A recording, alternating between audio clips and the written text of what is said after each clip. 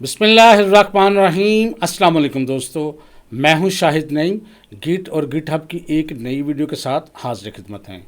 दोस्तों, आज की वीडियो में हम देखेंगे कि गिटहब के अंदर ब्रांचेस का कॉन्सेप्ट क्या है, ब्रांचेस होती क्या हैं, बनती कैसे हैं, किस तरह उनको रिमूव किया जा सकता है, किस तरह रीनेम किया जा सकता है और किस तरह एक ब्रांच से दूसरी ब्रांच में मूव किया जा सकता है। ब्रांचेस से मुतल्लिक़ तमाम कॉन्सेप्ट इंशाअल्लाह ताला आज की वीडियो में हम क्लियर करेंगे। इससे पहले कि हम अपनी वीडियो का आगाज़ करें, तमाम वो दोस्त जो इस चैनल पर नए हैं उनसे गुजारिश है कि अगर अभी तक आपने हमारे चैनल को सब्सक्राइब नहीं किया तो चैनल को सब्सक्राइब कर लीजिए और उसके साथ नज़र आने वाले बेल के आइकन पर क्लिक करना मत भूलें। इससे ये होगा कि हमारा एक लॉन्ग टर्म रिलेशनशिप एस्टेब्लिश हो जाएगा। जब भी हम कोई नई वीडियो अपलोड करेंगे आपको उसका नोटिफिकेशन मिलेगा और आप उससे भरपूर फ़ायदा हासिल करेंगे। अब बगैर ताख़ीर के चलते हैं कंप्यूटर की स्क्रीन पर और आज की वीडियो का आगाज़ करते हैं।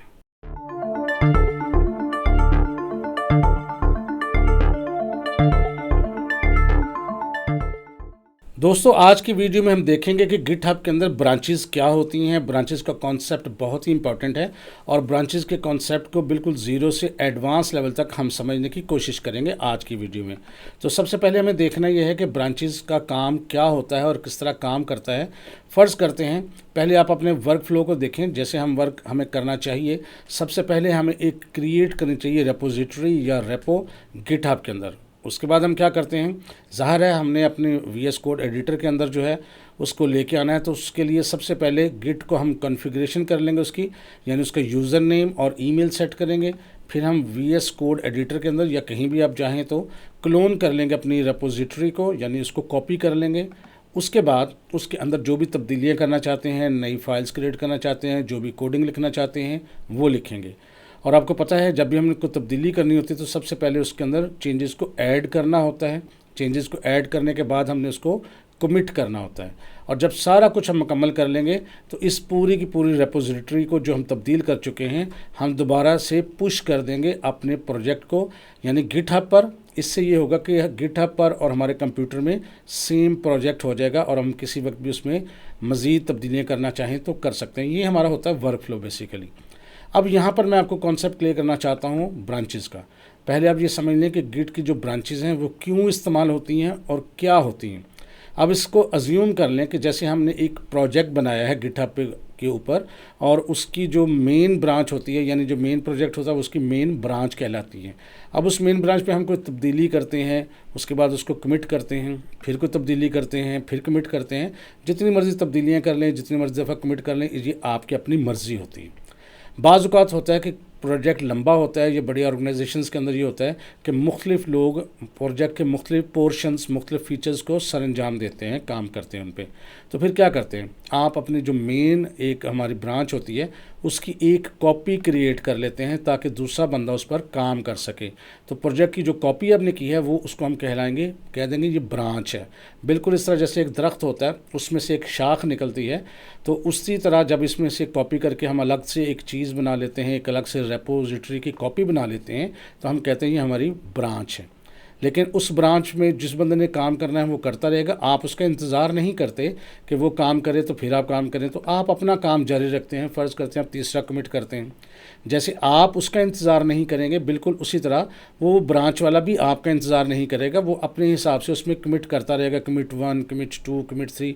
इसी तरह आप भी काम करते रहेंगे। फ़र्ज़ करते हैं आपने 4-5 दफ़ा कमिट कर लिया, उसने 2-3 दफ़ा कमिट कर लिया। अब क्या करना है, अब आपकी तब्दीली कुछ और है, उस बंदे की तब्दीली कुछ और है। अब एक पॉइंट पर जब उस बंदे ने अपना कोड किया है, आप उसको मेन ब्रांच के अंदर दोबारा शामिल करना चाहते हैं, उस फीचर को शामिल करना चाहते हैं। तो जिस फीचर को जिस जगह से शामिल करेंगे हम कहेंगे ये ब्रांच हम मर्ज कर रहे हैं। मर्ज का मतलब होता है दो चीज़ों को आपस में मिक्स करना। इसी तरह ये ज़रूरी नहीं है कि आपके एक ही ब्रांच हो, आपकी एक से ज़्यादा ब्रांच भी हो सकती है। कोई ब्रांच 3 भी हो सकती है, उसने अपने कमिट करने हैं, उसने अपने फीचर्स ऐड करने हैं और जब वो कर लेगा वो फिर आपको मेन ब्रांच में शामिल करेगा। तो इसको भी हम कहेंगे ये हम ब्रांच मर्ज कर रहे हैं। तो ये ब्रांचेस का कॉन्सेप्ट ये है कि हम एक कॉपी बनाते हैं, उसमें तब्दीलियाँ होती हैं, दूसरी कॉपी बनाते हैं, तीसरी, जितनी आपका दिल चाहता है उसकी कॉपीज़ बना सकते हैं, यानी ब्रांचेस बना सकते हैं। उसका नाम कुछ भी रखा जा सकता है। कैसे ब्रांच बनानी है, नाम कैसे रखना है, ये भी हम थोड़ी देर में देख लेते हैं। और जब काम अपना अपना मुकम्मल हो जाएगा जाएगा तो उसको दोबारा मेन ब्रांच के अंदर शामिल करना है। इस अमल को कहते हैं मर्ज करना। तो ये कॉन्सेप्ट आपने क्लियर जहन में रखना है। अब हम देखते हैं कि ब्रांचेस की कुछ कमांड्स जो हैं वो हैं क्या क्या। सबसे पहले हमने जो कमांड देखनी है वो गिट ब्रांच की कमांड है। ये कमांड दो काम करती है। पहले तो ये बताती है कि आप इस वक्त किस ब्रांच में हैं। एक तो आपको तमाम ब्रांचेस दिखा देती है और ये भी बता देती है कि आप किस ब्रांच में हैं। और दूसरा काम क्या करती है कि ये आपके लिए एक नई ब्रांच क्रिएट भी कर सकती है। तो अगर आपने देखना हो कि आप किस ब्रांच में हैं तो सिर्फ गिट ब्रांच लिखें, और अगर आप गिट ब्रांच के आगे कोई नई ब्रांच लिख देंगे तो वो क्या करेगा, एक नई ब्रांच यानी पूरे प्रोजेक्ट की कॉपी बना के आपको दे देगा और आपके पास ब्रांचेस की तादाद ज़्यादा हो जाएगी। इसको एक दफ़ा करके देखते हैं। VS कोड एडिटर को मैंने खोला है और इस वक्त हम जिस प्रोजेक्ट पे काम कर रहे हैं उसका नाम है लोकल प्रोजेक्ट, और उसके अंदर टोटल 3 फाइल्स हैं, index.html, readme.md और script.css। और इस वक्त जो है हम read.md के ऊपर मौजूद हैं। अब हम टर्मिनल में ये देखेंगे कि इस वक्त इसकी ब्रांचेस कितनी हैं। तो मैं यहाँ कमांड दूंगा git branch और एंटर प्रेस करूँगा तो देखिए उसने ये बताया है कि आपके पास एक ही ब्रांच है जिसका नाम है मेन। अब अगर आपने नई ब्रांच क्रिएट करनी हो, अब अगर हम यहाँ लिखें गिट ब्रांच और उसके बाद नई ब्रांच का एक नाम रख लेते हैं, हम उसका नाम न्यू ब्रांच ही रख लेते हैं और एंटर प्रेस करते हैं। अब इसके अंदर एक और ब्रांच बन चुकी है। कैसे पता लगेगा, अगर हम दोबारा गिट ब्रांच लिखें और एंटर प्रेस करें तो अब आपको दिखाएगा कि इसके अंदर 2 ब्रांचेज़ हैं, एक का नाम मेन है और एक का नाम है न्यू ब्रांच।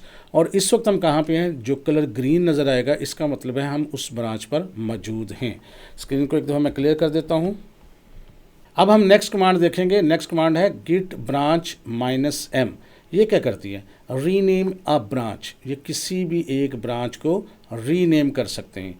उसके लिए क्या करना पड़ता है, गिट ब्रांच -m, पहले आपने पुराना नाम लिखना है, फिर आपने उसका नया नाम देना है, तो उस ब्रांच को हम रीनेम भी कर सकते हैं। चेक कर लेते हैं। फ़र्ज़ करते हैं हम यहाँ पर लिखते हैं गिट ब्रांच, एंटर प्रेस करते हैं तो ये देखिए आपको दिखा रहा है कि इस वक्त यहाँ पर 2 ब्रांचेज़ हैं। हम ग्रीन यानी मेन ब्रांच पे हैं और दूसरी ब्रांच का नाम है न्यू ब्रांच। अब इसका नाम हम तब्दील करना चाहते हैं तो हम क्या लिखेंगे, गिट ब्रांच -m, पहले उसका ओल्ड नेम जो कि है न्यू ब्रांच वो हमने टाइप कर लिया। अब इसका नया नाम रखना चाहते हैं, हम इसका रखते हैं नाम जी function1, यानी फंक्शन नाम का 1 का उसका नाम रख दिया हमने। एंटर प्रेस करेंगे, अब उसका नाम तब्दील हो चुका होगा। चेक करते हैं, गिट ब्रांच लिख के एंटर प्रेस करते हैं। अब देखिए function1 के नाम की ब्रांच आपके सामने मौजूद है। इस तरह आप किसी भी जो ब्रांच है उसका नाम भी तब्दील कर सकते हैं, उसको क्रिएट भी कर सकते हैं। अब गिट की जो नई कमांड हम पढ़ेंगे वो है चेकआउट, यानी गिट चेकआउट। ये बहुत ही इंपॉर्टेंट कमांड है। इसका काम क्या है, स्विच टू अनदर ब्रांच, यानी आपको ये सहूलत देती है कि आप एक ब्रांच से दूसरे ब्रांच में मूव कर सकें, यानी आप नेविगेट कर सकते हैं, स्विच कर सकते हैं एक ब्रांच से दूसरे ब्रांच में। तरीकाकार क्या है, गिट चेकआउट मेन, इससे क्या होगा, इसका मतलब यह है कि अब आप चेकआउट करके मेन ब्रांच में शामिल हो रहे हैं, switch to the main branch. इसी तरह मेन की जगह कोई भी नाम लिखेंगे तो आप उस ब्रांच में चले जाएंगे। करके देखते हैं। जैसा कि ग्रीन कलर आपको शो कर रहा है कि हम इस वक्त जो हैं वो मेन ब्रांच में हैं, क्योंकि ग्रीन कलर शो करता है कि आप इस वक्त किस ब्रांच में हैं। तो अगर हम यहाँ लिखते हैं गिट चेकआउट और उसके बाद ब्रांच का नेम लिख देते हैं जिसका नाम है function1 और एंटर प्रेस करते हैं। अब मैसेज आपको आया है स्विच्ड टू ब्रांच function1। एक दफ़ा क्लियर करते हैं। अब चेक करते हैं गिट ब्रांच से, तो इसका मतलब है अब हम function1 में काम कर रहे हैं क्योंकि function1 जो है वो ग्रीन है। इसी तरह अगर हम लिखते हैं गिट चेकआउट और मेन एंटर, उसके बाद गिट ब्रांच, तो यहाँ देखिए इस वक्त जो है मेन जो है उसका कलर ग्रीन हो गया है। इसका मतलब है अब हम मूव हो चुके हैं दोबारा मेन के अंदर। तो गिट चेकआउट के ज़रिए आप किसी भी ब्रांच के अंदर मूव कर सकते हैं। गिट की नेक्स्ट कमांड कौन सी है जी, वो है गिट चेकआउट -b। ये क्या करती है, ये काम ये करती है create and switch to a new branch. Git branch के ज़रिए भी हम नई ब्रांच क्रिएट कर सकते हैं, लेकिन फ़र्क ये है कि जब उससे हम ब्रांच क्रिएट करते हैं तो ब्रांच क्रिएट हो जाती है, लेकिन हम उसमें स्विच नहीं करते। स्विच करने के लिए हमें दोबारा से गिट चेकआउट की कमांड इस्तेमाल करनी पड़ती है। लेकिन अगर हम यहाँ गिट चेकआउट के साथ -b लगाएं और ब्रांच का नाम लिख दें तो ब्रांच क्रिएट भी हो जाएगी और हम उसके अंदर मूव भी हो जाएंगे। इसको भी करके देखते हैं। ये देखें, इस वक्त हमारे पास 2 ब्रांचेज हैं जिसका नाम है मेन फंक्शन 1, और इस वक्त हम मौजूद हैं मेन के अंदर। अब हम गिट चेकआउट -b और इसका नाम रखते हैं फंक्शन 2। अब चूँकि फंक्शन 2 पहले से ब्रांच मौजूद नहीं है, इसलिए हमने चेकआउट नहीं किया, बल्कि गिट चेकआउट -b के साथ फंक्शन 2 लिखा। इससे क्या होगा, एक तो नई ब्रांच बन जाएगी और साथ ही हम उसके अंदर मूव भी हो जाएंगे। एंटर प्रेस करता हूँ तो ये देखें, switch to new branch function 2। अगर हम करते हैं गिट ब्रांच, एंटर प्रेस करते हैं तो देखें इस वक्त हमारे पास 3 ब्रांचेज हैं, मेन, फंक्शन 1, फंक्शन 2, और इस वक्त कहाँ मौजूद हैं हम फंक्शन 2 के अंदर मौजूद हैं। तो मुझे उम्मीद है आपको गिट चेकआउट और गिट चेकआउट -b दोनों की समझ आ गई होगी।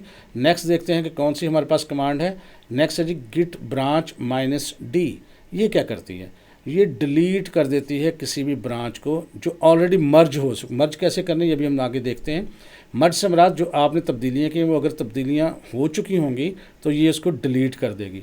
तो इसमें क्या लिखना पड़ता है आपको, गिट ब्रांच -d फंक्शन 1, यानी उसका नाम, तो फंक्शन 1 जो है वो डिलीट हो जाएगी। बिल्कुल इसी तरह अगर इसके अंदर एक चीज़ और भी है, जो अगर कैपिटल D डाल दें तो उससे क्या होगा, force delete a branch even not merged, यानी फोर्सफुली ये ब्रांच को डिलीट कर देगी चाहे वो मर्ज हुई है या नहीं हुई है।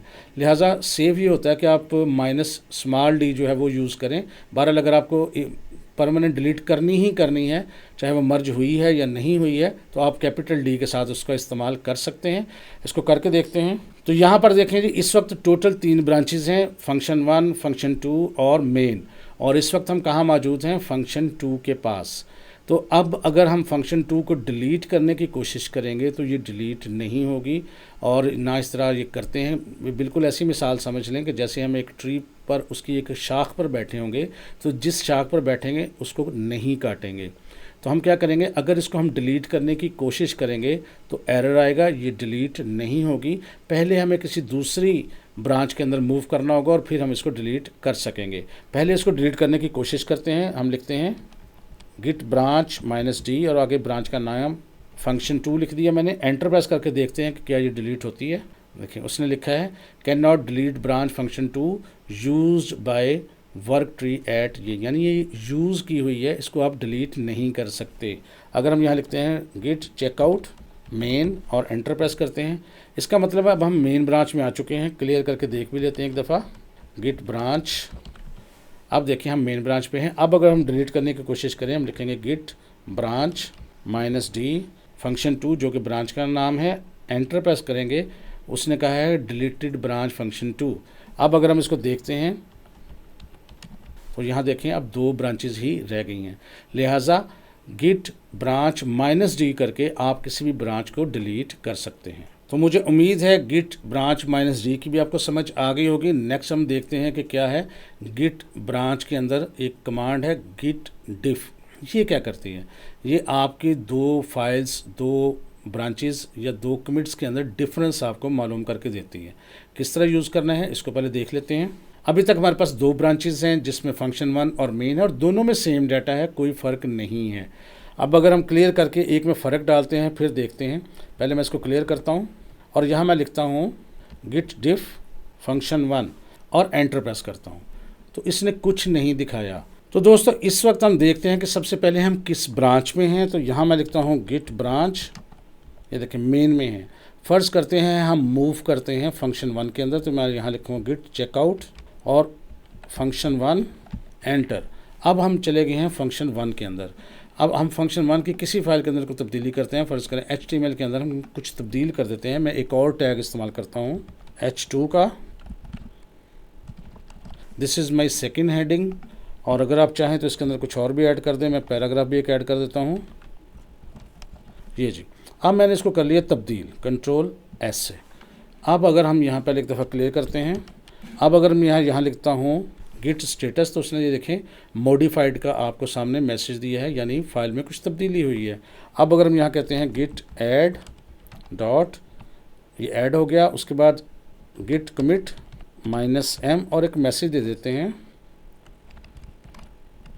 चेंजेस मेड इन HTML और एंटर कर देते हैं। अब क्लियर करता हूँ एक दफ़ा मैं। ये देखें जी, अब हमारी ये फाइल है index.html, उसमें 3 लाइनें हैं और इस वक्त हम कहाँ मौजूद हैं, गिट्स ब्रांच करके देखते हैं, हम फंक्शन 1 के अंदर मौजूद हैं। अब अगर हम यहाँ लिखते हैं गिट चेकआउट मेन, तो यहाँ पर देखें अब हम मेन के अंदर आ चुके हैं और अगर आप गौर करें तो HTML के अंदर एक ही लाइन है और हमें तब्दीली फ़र्क पड़ गया, यानी दोनों में फ़र्क आ गया। अब अगर हम यहाँ लिखते हैं गिट चेकआउट फंक्शन 1, जो ही मैं एंटर प्रेस करूँगा देखें index.html में मज़ीद लाइनें भी दिखाना शुरू कर देगा। ये देखें, इसका मतलब ये हुआ कि दोनों ब्रांचेस में अब तब्दीली है। क्लियर करता हूँ स्क्रीन। अब हम लिखते हैं गिट डिफ और हम इस वक्त फंक्शन 1 में हैं तो मेन लिखते हैं, यानी करंट ब्रांच का मेन के साथ कंपैरिजन करें। एंटर प्रेस करते हैं तो देखें पहले हमारे पास कुछ नहीं था, अब वहाँ दिखा रहा है सबसे ऊपर वाली लाइन में अगर आप देखें कि डिफरेंस क्या है index.html और दूसरी के index.html के अंदर नीचे ग्रीन लाइंस में है +H1 +H2 +P। इसका मतलब है 3 लाइनों के अंदर मज़ीद कुछ इजाफा हुआ है, कुछ तब्दीली हुई है। तो यहाँ पर ये हमें दिखाता है कि आपने यहाँ पर कुछ तब्दीली की है। क्यू प्रेस करेंगे तो अब यहाँ से बाहर भी आ जाएंगे। तो गिट डिफ की समझ आ गई, ये आपको डिफरेंस बताता है। अब जब डिफरेंस हो गया, अब हमने क्या करना होता है, इनको आपस में मर्ज करना होता है। और पहले भी मैं आपको बता चुका हूँ कि मर्ज करने का तरीका ये होता है कि एक मेन हमारी आ रही होती है स्ट्रीम या ब्रांच, तो उसके अंदर ब्रांच 2 भी हो सकती है, ब्रांच 3 भी हो सकती है और उनको आपस में मर्ज करना होता है। अब मर्ज करने के लिए हमारे पास असल में 2 तरीके होते हैं। सबसे पहली जो कमांड हमारे पास होती है वो गिट मर्ज की होती है। ये क्या करती है, combine changes from one branch to another branch, यानी एक ब्रांच से दूसरी ब्रांच में तब्दील कर देती है चीज़ों को। ठीक है, कैसे करती है, गिट मर्ज और जो भी अपने ब्रांच का नाम लिखना होता है उसके साथ उसको तब्दील कर देती है। कैसे करना है इसको, यहाँ पर एक दफ़ा मैं क्लियर करता हूँ जी। अब अगर मेन के साथ इसको मर्ज करना हो तो हम यहाँ लिखेंगे गिट मर्ज और जिस ब्रांच के साथ मर्ज करना है उसका नाम लिख देंगे, जैसे कि मेन। एंटर प्रेस करेंगे तो ये मर्ज हो जाएगी, लेकिन यहाँ पर हम इस तरीके से इसको मर्ज नहीं करना चाहते, ये तरीका दुरुस्त नहीं है। तरीका दुरुस्त और भी है, जो क्यों दुरुस्त है वो भी मैं आपको बताता हूँ। दुरुस्त तो खैर ये भी है लेकिन रिकमेंडेड नहीं है। तो रिकमेंडेड क्यों नहीं है इसको देखते हैं। तो ये मर्ज करने का मेथड 1 था जिसको हम रिकमेंड नहीं करते, लेकिन मेथड 2 क्या है, मेथड 2 ये है कि आप क्रिएट PR यानी पुल रिक्वेस्ट जो है वो जनरेट करते हैं गिटहब पर। और पुल रिक्वेस्ट होती क्या है, ये इसलिए होती है, पहले ये समझ लें कि आप अपनी तब्दीलियों को मेन ब्रांच के साथ मर्ज करना चाहते हैं तो आप एक रिक्वेस्ट जनरेट करते हैं कि आप विलिंग हैं कि आप अपना कोड आपके साथ मर्ज किया जाए, मिक्स कर दिया जाए।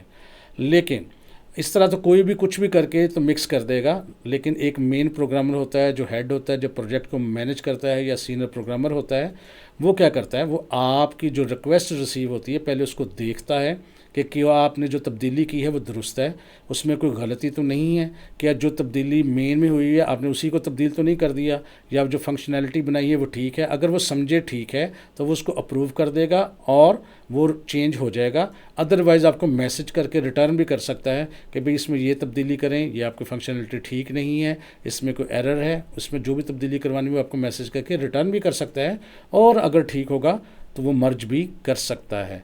तो इसको कहते हैं पुल रिक्वेस्ट। और क्यों ज़रूरी होती है, ताकि कोड को पहले ऑब्जर्व कर लिया जाए कि क्या जो तब्दीली दी गई थी वो दुरुस्त है, उसको मेन में शामिल करना चाहिए या नहीं करना चाहिए।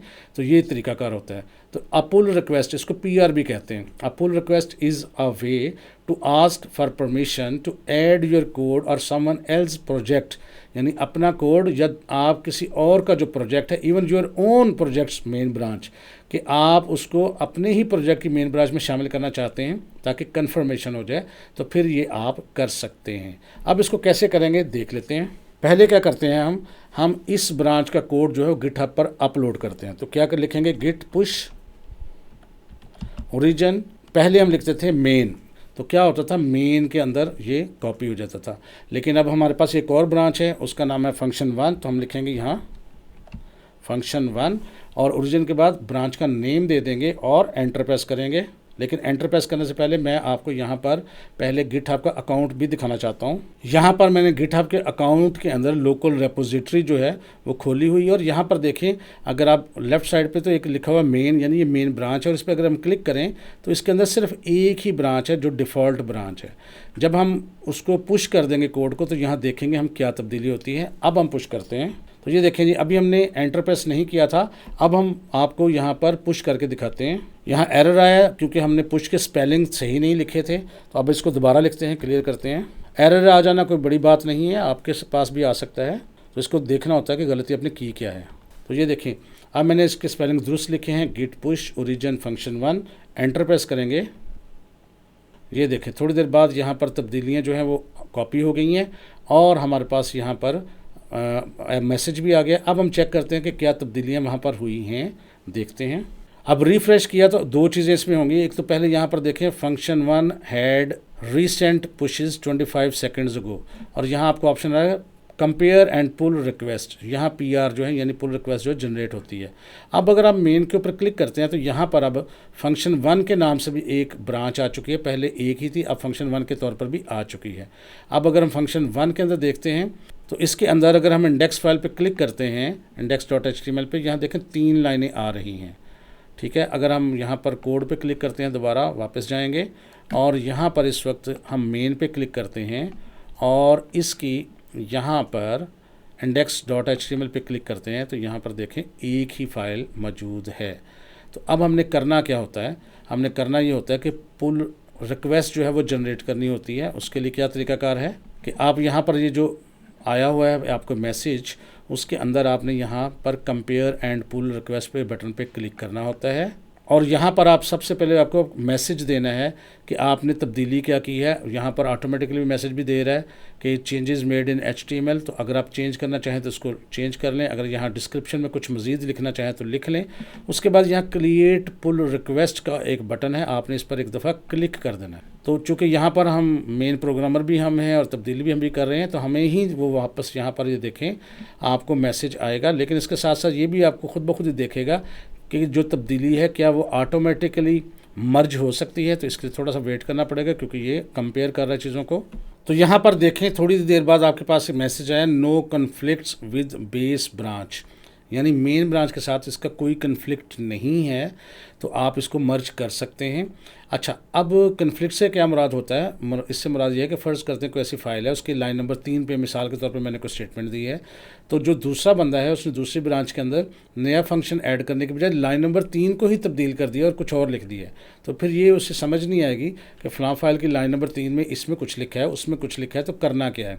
तो इसको कहते हैं कन्फ्लिक्ट। तो जब कन्फ्लिक्ट कुछ ना हो तो फिर ये मर्ज के लिए तैयार होता है। तो ये मर्ज पुल रिक्वेस्ट पर हम क्लिक करेंगे और इसके अंदर यहाँ पर कोई मैसेज दे देंगे। अगर हमने ये देखें मैसेज खुद भी आ रहा है, merge pull request number 1 from with Shahid name function 1।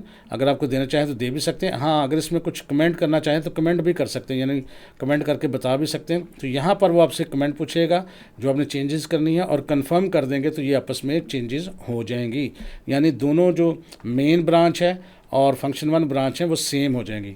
इसको हम एक दफ़ा चेक भी कर लेते हैं क्या सेम हो चुकी हैं और यहाँ पर कोड पे हम क्लिक करते हैं। अब हम इस वक्त मौजूद हैं मेन ब्रांच के अंदर जो यहाँ शो कर रहा है और इसकी इंडेक्स फाइल पर देखते हैं क्लिक करके, तो ये देखिए तीनों लाइनें मौजूद हैं। और कोड पर वापस आते हैं और यहाँ से भी खैर जा सकते थे और यहाँ पर फंक्शन 1 पर हम जाते हैं और अब इसकी इंडेक्स पर हम क्लिक करते हैं, index.html पर। यहाँ पर भी 3 लाइनें हैं, यानी यहाँ पर देखें मेन ब्रांच की इंडेक्स फाइल है, उसमें भी 3 लाइनें हैं और यहाँ से फंक्शन 1 की जो है उसमें भी 3 लाइनें, यानी दोनों के अंदर सेम कोड मौजूद है। अब हम देखते हैं अपना कंप्यूटर यानी लोकल में। अब इस वक्त हम मौजूद हैं, क्लियर करता हूँ मैं आपको दोबारा से, और यहाँ पर मौजूद हैं हम फंक्शन 1 पे। तो इसके अंदर HTML की फ़ाइल के अंदर 3 लाइनें हैं और गिट चेकआउट करके मेन में आते हैं और अब देखें यहाँ पर उसकी इंडेक्स फाइल में सिर्फ एक ही लाइन है, यानी ऑनलाइन तो ये दोनों चीज़ें बराबर हो चुकी हैं, आपस में मिक्सअप हो चुकी हैं, मर्ज हो चुकी हैं, लेकिन आपके लोकल कंप्यूटर में मर्ज नहीं हुई।